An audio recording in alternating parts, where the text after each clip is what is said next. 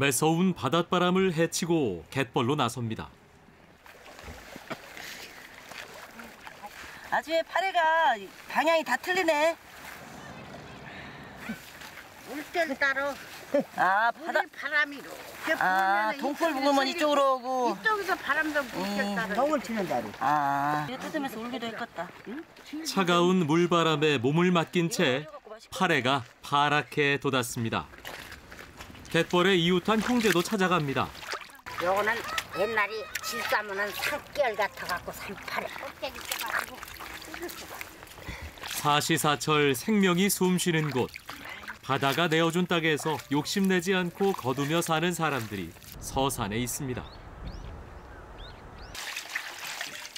손이 가는 대로 들여온 파래를 씻기 시작합니다. 파래는 틈새에 흙을 제거하는 것이 큰일입니다. 그걸 안 데치나? 아니요, 이거 흙 많다. 응? 흙이 많아. 내가. 야, 민미야, 여기 네. 굴 갖고 왔다. 네. 또 물에 맛있게 해줘야 되겠네. 갯벌에서 자라는 서산의 명물 굴이 빠질 수가 없겠죠. 아삭한 배와 알싸한 달래를 듬뿍 넣고 굴 물회를 만들려고 합니다. 동치미 국물로 새콤한 맛을 더하죠. 갖은 채소와 새파란 파래도 들어갑니다. 파래가 나오면 이제 굴 넣고 동치미 국물하고 또 같이 무치면 색다른 맛이 있어요. 향긋하고. 여기 또 달래도 들어가서 더 상큼하고 맛있을 거예요.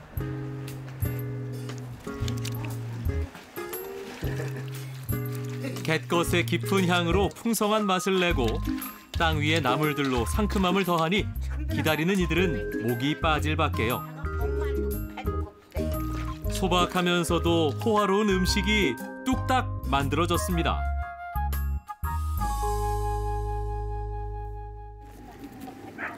알싸한 땅의 맛을 더 느끼려 텃밭으로 나섰습니다.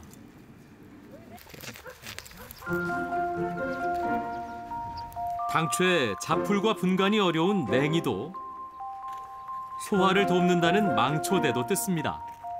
이거는 박주갈이라고. 이거는 박주 갈색 나는 거거든. 그것도 먹나? 이 어머, 저거도 이거 민들레거든. 원래 나보다 이제 선수네. 민들레도 뜯었네. 아, 그 민들레 좋은 거야. 잠깐 뜯어도 그득하네요. 그냥 흔한 잡초인 줄만 알았지 다 먹을 수 있는 나물이라는 게 신기하기만 합니다. 알았어, 아줌매. 망초 때는 살짝 갓 뜯어온 나물을 얼른 먹고 싶은 마음에 저절로 손이 바빠집니다. 망초대는 고소하고 씹는 식감이 좋아서 살짝만 데쳐서 매콤, 새콤하게 무쳐 먹으면 좋은데요. 달래로 아릿하고 쌉쌀한 향을 더하면 금상첨화죠. 됐어 봐. 간 맞아요? 오케이. 입맛 없을 때 얼른 무쳐 밥 반찬으로 먹기 딱 좋습니다. 마침 우럭도 등장했습니다. 아줌매 아까 소시랭이랑 냉이 뜯은 걸로 이걸로 매운탕하면 맛있겠다. 내장을 제거한 우럭을 통째로 넣고 매운탕을 끓일 겁니다. 고춧가루를 얼큰하게 풀고 우럭의 맛이 우러나도록 한참 끓여줍니다. 우럭이 거의 익었을 때쯤 냉이와 소리쟁이를 듬뿍 얹어주는데요. 그렇게 한 소끔 더 끓여주면 냉이 향이 그윽한 우럭 통매운탕이 완성됩니다. 소리쟁이도 냉이처럼 어떤 국이나 찌개에 넣어도 잘 어울리죠.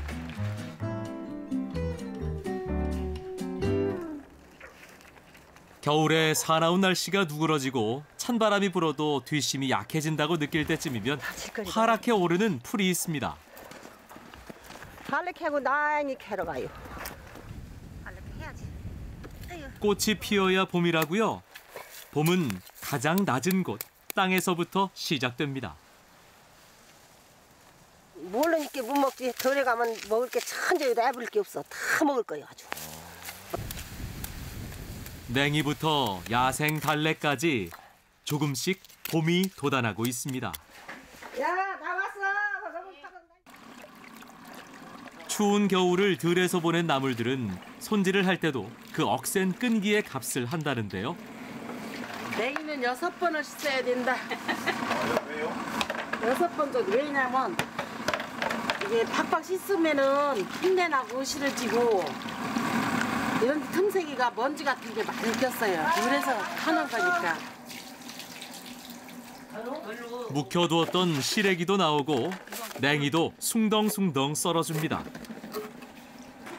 냉이는 제일 나중에 아니 시래기와 냉이를 넣고 죽을 끓일 참인데요. 이거 시래기가 너무 적은 거 아니야? 네? 안 적어?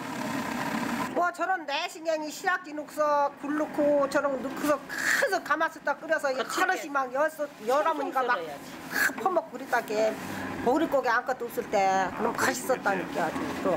보릿고기 때는 봄나물 나온 게 정말 반가워요. 반가웠겠어요. 예, 그거 다 해서 먹었지. 뿌리채 다 파서. 아, 보리채 해가지고요. 야, 이거 이렇게. 냉이는 죽을 다 끓인 후에 넣어 숨을 죽이는 정도로만 익힙니다. 풋풋한 냉이의 향을 그대로 살리기 위해서죠. 서산은 갯벌이 좋아 굴이 흔하죠. 없던 시절에도 굴은 여러 음식에 흔하게 넣어 먹었습니다.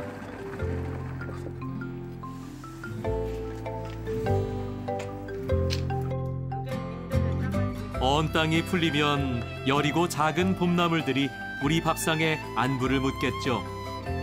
꽁꽁 얼어붙은 땅을 헤집고 나온 생명의 맛을 느껴보는 건 어떨까요?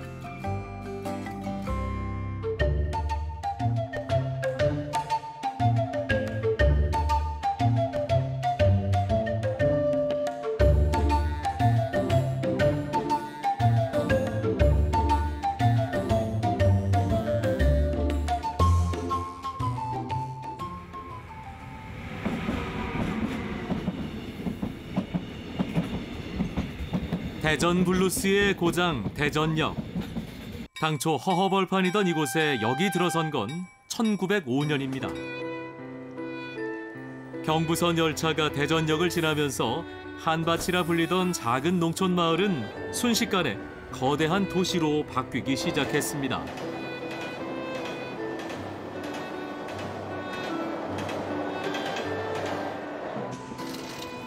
수많은 사람들이 오고 가던 기찻길역, 정이 넘치는 전통시장엔 그 시절을 짐작케 하는 음식이 있습니다. 여기는 저 신선한 채소가 많이 들어가지. 채소요? 예. 한 이렇게 보면 12가지 정도 양념이랑 다 빼서. 대전에선 양배추, 들깻잎 같은 채소로 순대 속을 만듭니다. 여기에 들깨가루와 함께 빼놓지 않는 게 또 하나 있습니다. 요건 지방이에요. 돼지 지방이요? 예, 예. 여기 저 순대에 들어가야 순대가 부드럽고 맛있어요. 찹쌀이나 당면을 넣고 만드는 타 지역의 순대와는 다른 모습이죠. 이북에서 내려오셨던 분들, 이런 분들이 이제 가실 데가 없고 하니까는 대전역 주변에 정착을 하면서 이래 만들어낸 것이 야채 순대이에. 그러니까는 이게 이북 그 아바이 순대 비슷한 거죠. 채소 순대는 익히는 방법도 조금 다릅니다. 보통 수증기에 찌는 것과 달리 돼지 뼈를 고아 만든 육수에 푹 삶아내죠. 한국전쟁 이후 대전에는 피난민들이 모여들었습니다. 대전 인구가 10만 명에서 100만 명으로 늘었을 정도였죠.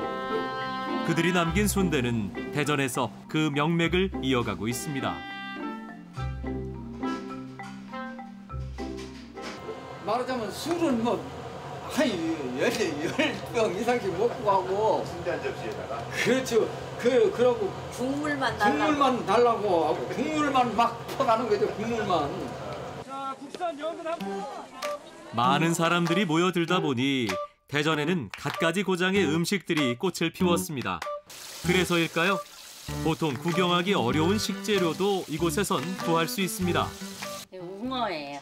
웅어요? 예. 오. 이제 강경이나 군산, 장항, 서천 네. 그쪽에서 많이 왔죠. 어채시장이라고 해서 이 생선과 야채가 다 올 수 있는 곳이 대전 중앙시장이에요. 옛날 이름이 어채요? 예, 어채시장. 지금 음식하고 비슷하네요. 아, 이 생선 어짜하고 네. 채소. 채소. 네, 그래서 어채시장. 대전에선 우여 혹은 우어라고 부르기도 하는데요.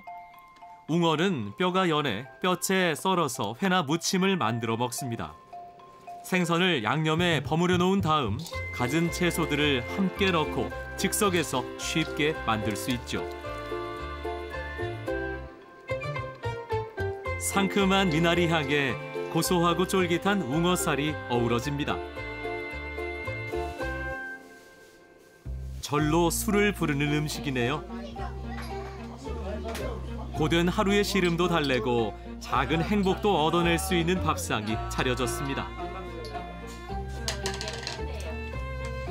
밥상이 놓이고 사람들이 모였으니 바로 이곳이 사랑방입니다. 110년이 넘도록 한자리를 지켰던 대전역. 이곳을 오가는 사람들도 주변 풍경도 이전과는 달라졌겠죠. 대전의 풍경도 변했습니다. 대청호는 1981년 대청댐이 생기면서 만들어진 호수입니다. 호수가 생기면서 사람들의 삶도 달라졌습니다. 이곳은 두매마을이 있던 곳입니다. 호수가 생긴 뒤로 마을의 반이 물에 잠겼죠. 여기는 거시기였지요. 논. 그러고 조금 내려가면 동네고. 여기만 논이었지. 저기는 다 물속이 지금 동네예요, 그게. 물속에 잠겼지. 다 잠겼어. 다 이사가고 그랬지요. 주민들은 삶의 터를 잃었지만 새로운 생명이 그 자리에 움텄습니다. 곰보배차요. 곰보배추요? 예. 야, 이런 데만 자라지. 이런 밭이 그런 데는 없는 게 이게. 여기가 물이 들어갔다 나갔다 한 게 이제 이게 물기가 있었겠지. 이건 물기 없으면 안 커, 이건. 곰보배추는 만병초라고 불릴 만큼 한방에서 두루 쓰이는 약초인데요. 마을의 반을 내주고 얻은 귀한 선물입니다. 곰보배추로는 겉절이를 만들어 먹습니다. 모양 때문에 험한 이름이 붙었지만 몸에 좋은 약초라 효소를 만들기도 합니다. 여전히 밥맛 없을 때 이렇게 쓴 걸 먹으면 밥맛이 난다고 어른들 그러시대요. 그러니까 이제 소가 여름 일하고 밥을 안 먹으면 이걸 그래 먹였네비요. 사람도 이거 먹으면 밥맛 나요. 두부와 함께 싸 먹으면 쌉싸름하면서도 이른 봄의 맛이 느껴지죠. 맛있다. 겨우내 말렸던 시래기도 환골탈태합니다. 시래기를 깔고 콩을 올린 다음 메기를 놓는데요. 이 메기의 비릿한 그 비린내를 감싸요, 콩이. 예, 쓰레기하고. 그래서 궁합이 이렇게 맞는 거예요.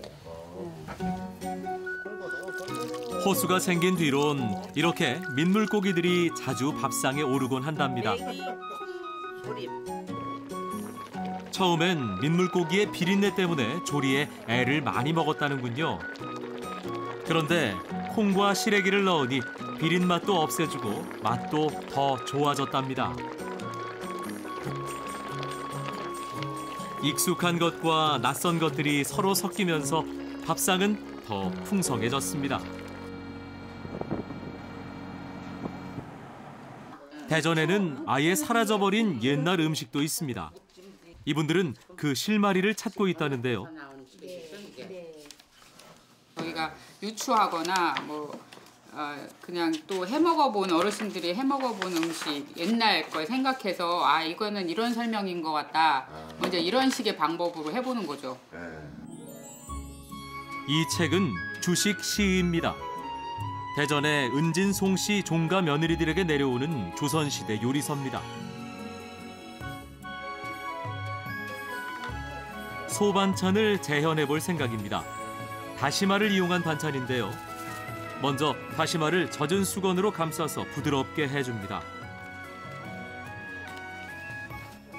작게 잘라내 매듭을 지어야 하기 때문입니다. 안주로도 먹고, 그러니까 반찬으로도, 집에 반찬으로 잣 하나하고 후추 한두 개를 이렇게 써요. 성질 나쁜 사람은 못해. 다시마에 후추와 잣을 넣고 싸냅니다. 거기에 작은 매듭까지 지어내니 소반찬이라는 이름과는 달리 만드는 과정은 작지 않죠. 야무진 손끝이 필요한 음식입니다.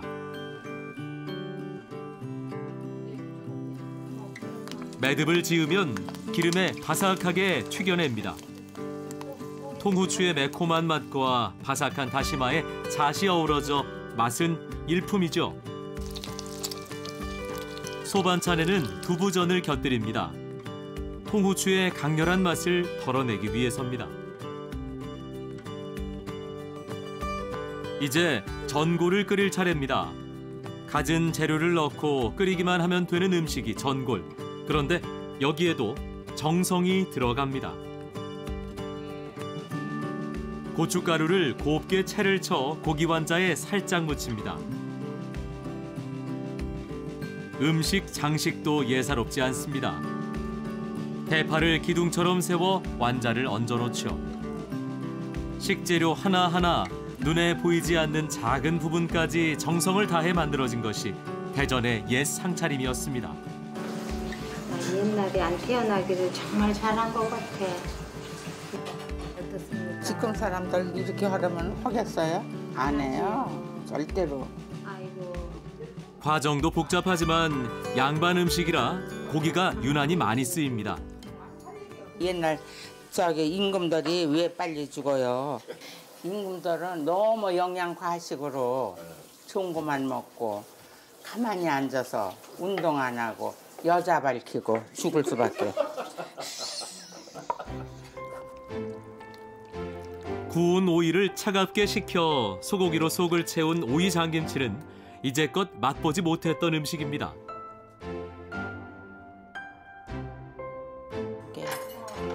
한 시대가 가고 사람도 입맛도 바뀌었습니다. 깔끔하고 개운한 맛이 있고 또 건강에 해롭지 않은 음식인데 우리 애들에 가서 해주면 엄마 이게 무슨 맛이야? 밍밍한 게 이래요. 그래서 거기다가 조미를 조금 넣으면 맛이 색달라. 심심하고도 담백한 그 맛이 우리의 옛 맛이 아닐까요? 대전의 맛에는 시간을 거스르고 길을 거슬렀던 사람들의 자취가 남아 있습니다.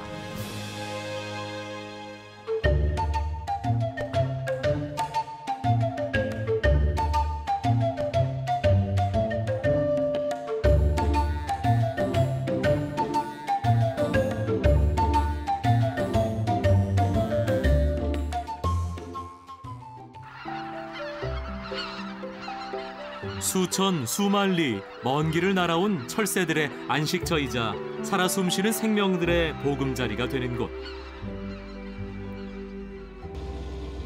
겨울 천수만에는 재미난 새들이 찾아옵니다. 바닷속에 사는 새, 새조개입니다.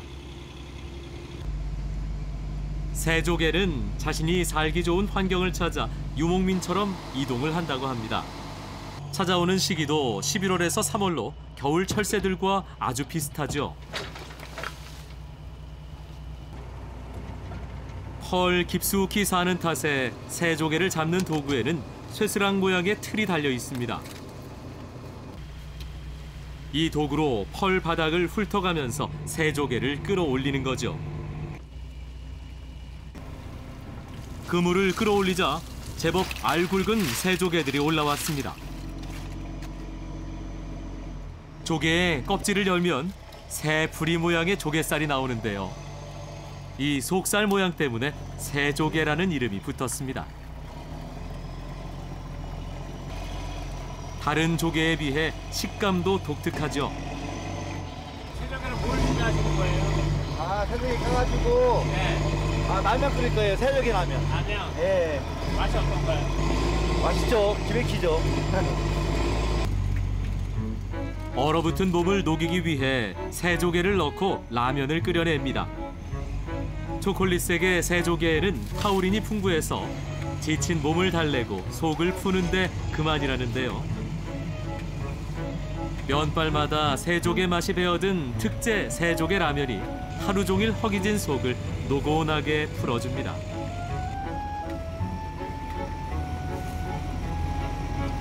새조개 라면 괜찮나요? 네, 맛있어요. 새조개가 짝지근하니 국물도 시원하니 맛있어요. 천수만에서 새조개를 잡기 시작한 건 약 30년 전 남해안 쪽에서 온 외지인들에 의해서였습니다. 새조개는 1980년대 초 서산 방조제가 건설된 후 인근 갯벌에 황토가 쌓이면서 자라기 시작했습니다. 그 이전에는 통영, 전남 여수 등지에서만 채취할 수 있었죠. 처음에는 잡히는 족족 일본으로 팔려나갔습니다. 어떻게 먹어야 할지도 몰랐죠.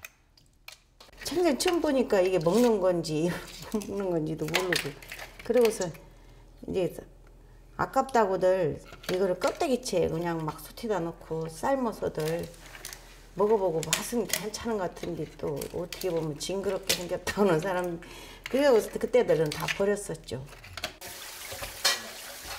이제 새조개는 미식가들의 입맛을 사로잡고 있습니다. 덕분에 우리 입맛에 맞는 새조개 요리들도 많이 생겨났습니다. 몰캉몰캉 사각사각한 새조개의 식감을 제대로 느끼기 위해선 회무침만한 게 없습니다. 새조개 살을 미나리와 함께 새콤달콤하게 무쳐내면 오돌도돌한 새조개 특유의 식감이 그대로 느껴지죠.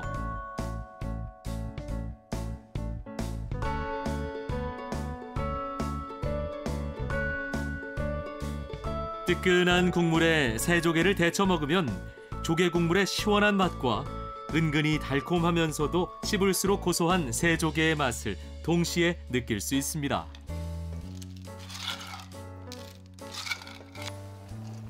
배추에 팽이버섯, 시금치를 넣어 국물을 우려낸 다음 새조개를 살짝 데쳐냅니다. 이동을 하기 때문에 운동량이 많은 새조개의 살은 다른 조개와 비교해 맛이 진하고 식감이 좋습니다.